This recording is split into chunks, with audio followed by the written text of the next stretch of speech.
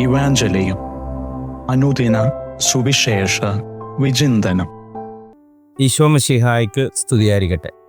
April മാസം 10-ാം തീയതി വെള്ളിയാഴ്ച. ഇന്ന് നാം കേൾക്കുന്ന സുവിശേഷ ഭാഗം വിശുദ്ധ യോഹന്നാന്റെ സുവിശേഷം 10-ാം അധ്യായം 31 മുതൽ 42 വരെയുള്ള തിരുവചനഭാഗമാണ്.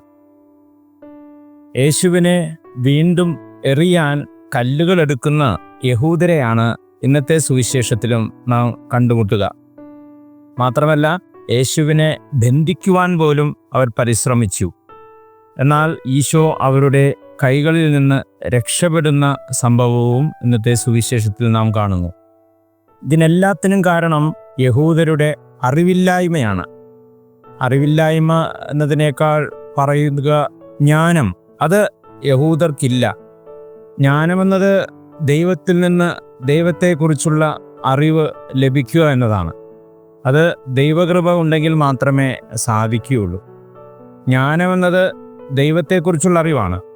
അത് യഹൂദർക്കില്ലാതെ പോയതാണ് ഇതിനെല്ലാത്തിനും കാരണം. യേശുവിനെ വീണ്ടും കല്ലെറിയുവാനും യേശുവിനെ ബന്ധിക്കാനും ശ്രമിക്കുന്നതിൻ്റെ കാരണം യഹൂദർക്ക് ഈശോ ദൈവപുത്രനാണ് എന്ന് അംഗീകരിക്കാൻ സാധിക്കുന്നില്ല. ഈശോ അത് വെളിപ്പെടുത്തി കൊടുത്തിട്ടും യഹൂദർ അത് ദൈവദൂഷണമായിട്ട് കാണുകയാണ്.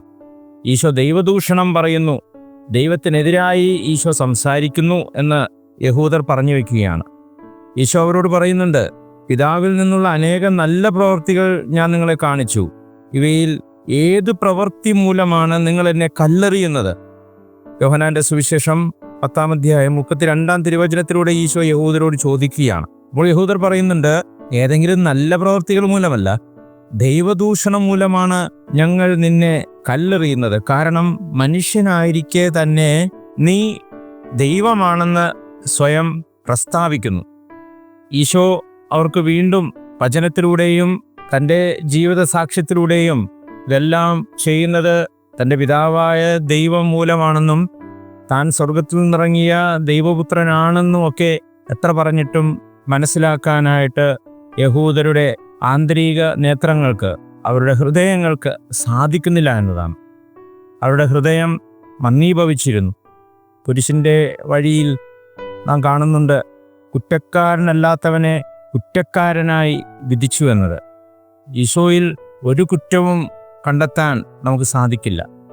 എന്നിട്ടും യഹൂദർ യേശുവിൽ കുറ്റമാരോപിക്കുവാനും യേശുവിനെ പിടിച്ച് ബന്ധിക്കുവാനും അവർ അതിയായി ആഗ്രഹിച്ചു. അതിൻ്റെ ഫലമായി അവരുടെ ആന്തരിക കണ്ണുകൾ, ആന്തരിക നേത്രങ്ങൾ അടഞ്ഞുപോയി. പാപകരമായ കാര്യമാണ് അവർ ആലോചിക്കുക. ദൈവപുത്രനെ വധിക്കുവാനായിട്ട്, ദൈവപുത്രനെ കല്ലെറിയുവാനായിട്ട് ദൈവപുത്രനായ യേശുവിൽ കുറ്റമാരോപിക്കുന്നവരായി അവർ അതിനെ തക്കം പാർത്തിരിക്കുകയാണ്. പ്രിയമുള്ളവരെ, നമ്മുടെയും ജീവിതം ഇങ്ങനെയാകാതെ ദൈവപുത്രനായ ഈശോയാണ് നാം വിശ്വസിക്കുന്ന ക്രിസ്തുനാഥൻ എന്ന ആഴമായ വിശ്വാസത്തിൽ വളരുവാൻ, നാം ആയിരിക്കുന്ന ക്രിസ്തീയ വിശ്വാസം അതിൽ യാഥാർത്ഥ്യമാണ്. അത് യഥാർത്ഥമായ വിശ്വാസമാണ്. അതിൽ നമ്മുടെ ദൈവപുത്രനായ ഈശോയാണ്, രക്ഷകനായ ഈശോയാണ് നമ്മോടുകൂടെ വസിക്കുന്നത്, നമ്മെ രക്ഷിക്കുന്നത് എന്നുള്ള ആഴമായ ബോധ്യം ഞങ്ങൾക്ക് നൽകണമേ എന്ന് ദൈവത്തോട്, പരിശുദ്ധാത്മാവിനോട് പ്രാർത്ഥിക്കാം. ദൈവം നമ്മെ സമൃദ്ധമായി അനുഗ്രഹിക്കട്ടെ. ആമേൻ.